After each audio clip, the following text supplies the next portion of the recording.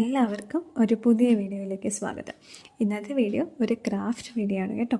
നമ്മുടെ പ്രവൃത്തി പരിചയമേളയൊക്കെ വരുന്നില്ലേ, ആ മേളയിൽ നിങ്ങൾക്ക് ചെയ്യാൻ പറ്റുന്ന കുറച്ച് പൂക്കളുടെ നിർമ്മാണമാണ് ഞങ്ങൾ ഇന്നത്തെ വീഡിയോയിലൂടെ നിങ്ങൾക്കായി അവതരിപ്പിക്കുന്നത്. ഓക്കെ, അപ്പോൾ നിങ്ങൾക്ക് വേണ്ട സാധനങ്ങൾ, നമുക്ക് കുറച്ച് കളർ പേപ്പർ വേണം. നമ്മൾ പൂ ഉണ്ടാക്കാൻ ഏത് കളറാണോ ഉദ്ദേശിക്കുന്നത് ആ കളറിലുള്ള പേപ്പേഴ്സ് വേണം. A4 size colour paper, crepe papers നിങ്ങൾക്ക് യൂസ് ചെയ്യാവുന്നതാണ്. ശേഷം നമുക്ക് വേണ്ടത് നമ്മുടെ കത്രിക, ഗമ്മ് തുടങ്ങിയ സാധനങ്ങളാണ്.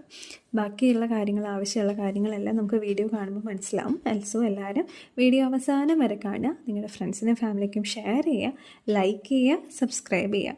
അപ്പോൾ നമുക്ക് നോക്കിയാലോ എങ്ങനെയാണ് നമ്മൾ ഈ പേപ്പർ കൊണ്ട് പൂക്കൾ ഉണ്ടാക്കാൻ പോകുന്നതെന്ന്. അപ്പോൾ ആദ്യം നമ്മളൊരു A4 സൈസ് കളർ പേപ്പർ എടുക്കുക. നമ്മുടെ കയ്യിലുള്ള അത്യാവശ്യം വലിയൊരു ടിന്നിൻ്റെ റൗണ്ട് മൂടി ഉണ്ടല്ലോ, ആ മൂടി എടുക്കുക. അത് ഈ പേപ്പറിൻ്റെ മേലെ വെച്ച് അതേ ഷേപ്പിൽ ഇത് വെട്ടിയെടുക്കുക. ഒരു വട്ടം വരച്ചതിന് ശേഷം ആ വട്ടത്തിൽ കൂടെ ഇങ്ങനെ വെട്ടിയെടുത്താൽ മതി. ഓക്കെ, അങ്ങനെ വെട്ടിയെടുക്കുക. അപ്പോൾ നമുക്കൊരു വട്ടം കിട്ടിയല്ലോ. ഈ വട്ടത്തിനെ നമ്മൾ എന്ത് ചെയ്യണം, അതിൻ്റെ സെൻറ്ററിൽ കൂടി ഇങ്ങനെ 4ആയി മടക്കണം. വീഡിയോയിൽ കാണുന്ന പോലെ നോക്കി അതുപോലെ ചെയ്താൽ മതി. ഇങ്ങനെ 4ആയി മടക്കിയതിന് ശേഷം വീണ്ടും ഒരു മടക്കൂടെ മടക്കണം. ശേഷം ഈ വീഡിയോയിൽ കാണുന്നത് പോലെ എല്ലാവരും അതൊന്ന് കട്ട് ചെയ്യണം.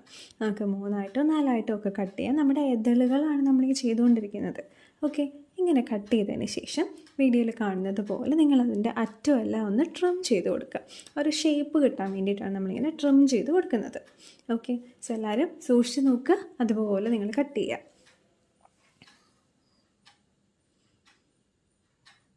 കട്ട് ചെയ്തതിന് ശേഷം നമ്മൾ അതിനെ നിവർത്തിയെടുക്കണം. നിവർത്തിയെടുക്കുമ്പോൾ കണ്ടോ നമുക്ക് അതിലുകൾ കാണാൻ പറ്റുന്നത് എന്ന് നന്നായി വന്നിട്ടുണ്ടല്ലേ. സോ ഇങ്ങനെ വരുമ്പോഴത്തേക്കും നമ്മൾ എന്ത് ചെയ്യുക, നമ്മുടെ ആ കത്രിക എടുത്ത് അതിനെ ഒന്ന് ആ ഒരു കേർവ്ഡ് ആക്കി മാറ്റുക. ഒരു കേർവ് ഷേപ്പ് കിട്ടാൻ വേണ്ടി നമ്മൾ ആ കത്രികയുടെ അറ്റിട്ട് ഒന്ന് ഷേപ്പ് ചെയ്ത് കൊടുക്കുക.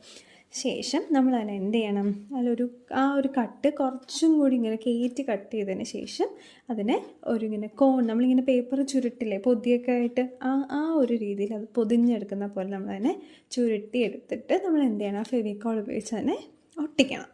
വീഡിയോയിൽ കാണുന്നത് പോലെ നോക്കി ചെയ്താൽ മതി. എല്ലാവരും ശ്രദ്ധയോടെ നോക്കി അതുപോലെ ചെയ്യണം.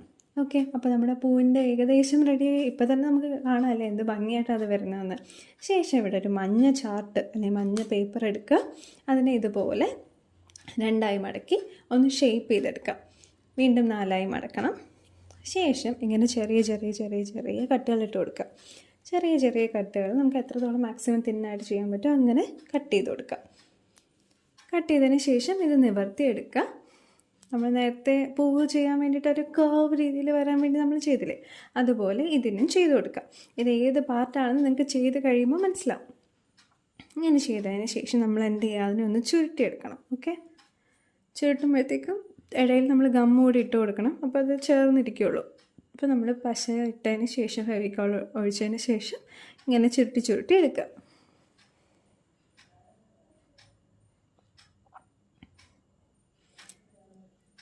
വളരെ ശ്രദ്ധയോടെ ചെയ്യണം. നമ്മൾ ചെറിയ സാധനമല്ലേ, അപ്പോൾ സൂക്ഷിച്ച് ചെയ്യണം. പശയൊക്കെ കുറച്ച് മാത്രം എടുത്താൽ മതി. ഒരുപാട് വേസ്റ്റേജ് ഒന്നും വരാത്ത രീതിയിൽ ഉപയോഗിക്കണം. ശേഷം ഇങ്ങനെ അതിനെ വിടർത്തിയെടുക്കുക. നമ്മൾ ഒട്ടിച്ചതിന് ശേഷം നമ്മൾ ചെറിയ ചെറിയ കട്ട് കൊടുത്തില്ലേ, ആ പോർഷൻ ഒന്ന് വിടർത്തിയെടുക്കുക. ശേഷം അതിന് ചുറ്റും ഗം തേച്ചിട്ട് നമ്മൾ എന്ത് ചെയ്യണം, നമ്മൾ നേരത്തെ ഉണ്ടാക്കിയ പൂവില്ലേ അതിൻ്റെ നടുഭാഗത്തേക്ക് ഇത് വെച്ച് കൊടുക്കണം. സൂപ്പറായല്ലേ, ഇപ്പം തന്നെ പൂ കാണാൻ എന്ത് ഭംഗിയാണ്.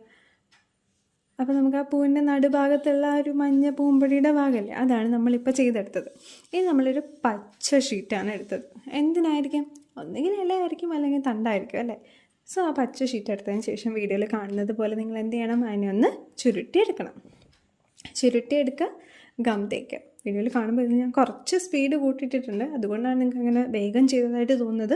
നമ്മൾ പതുക്കെ ശ്രദ്ധയോടെ ചെയ്താൽ മതി. ആദ്യം ഒരു വേസ്റ്റ് പേപ്പറിലൊക്കെ ചെയ്ത് പഠിക്കുക, ശേഷം നമുക്ക് കളർ പേപ്പറിലൊക്കെ അത് ചെയ്ത് റെഡിയാക്കാം. ചുരുട്ടിയതിന് ശേഷം ഒരു 3 വെട്ടിട്ടിട്ട് നമ്മളതിനെ ഇങ്ങനെ പുറത്തോട്ട് വിടർത്തിയെടുക്കുക. അതിൽ ഗം തേച്ചിട്ട് നമ്മൾ എന്ത് ചെയ്യണം, ആ പൂവെടുത്ത് ആ ഒരു കുഴിഭാഗമില്ലേ അവിടേക്ക് നമ്മളിതെടുത്ത് വെക്കാം.